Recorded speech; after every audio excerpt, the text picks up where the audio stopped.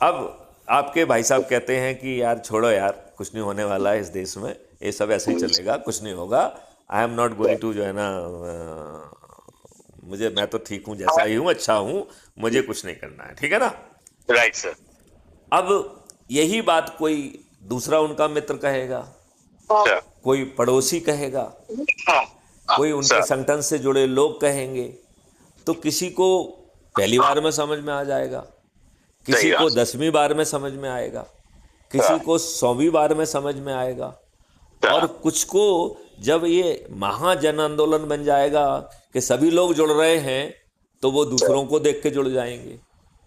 Right. True sir.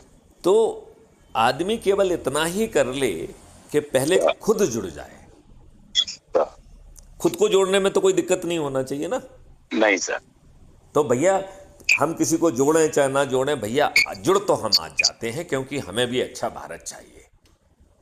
Sir. इतना करने से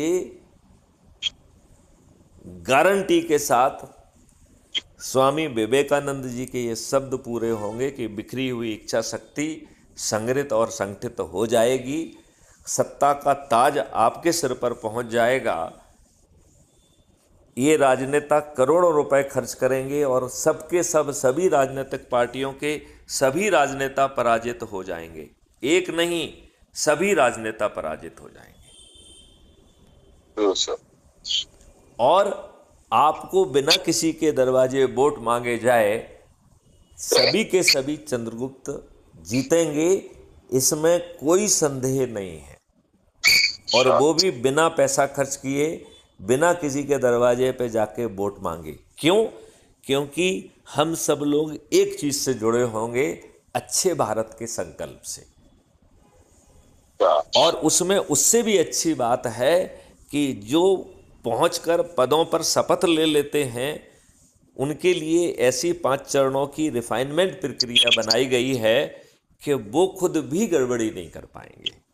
जो प्रधानमंत्री की शपथ ले लेंगे वो भी गड़बड़ी नहीं कर पाएंगे, जो मुख्यमंत्री की शपथ ले लेंगे वो भी गड़बड़ी नहीं कर पाएंगे, मंत्री की शपथ लेंगे वो गड़बड़ी नहीं कर पाएंगे, जो विधायक सांसद की शपथ लेंगे वो गड़बड़ी नहीं कर पाएंगे, जिला पंचायत गड़बड़ नहीं कर पाएगा, मेयर गड़बड़ नहीं कर पाएगा, और व्यवस्था में बैठे हुए लोग भी गड़बड़ नहीं कर पाएंगे।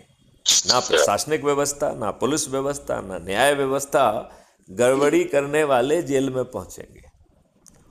तो अब संशय कहाँ बचता है, बताइए। आदमी को यही लगता है ना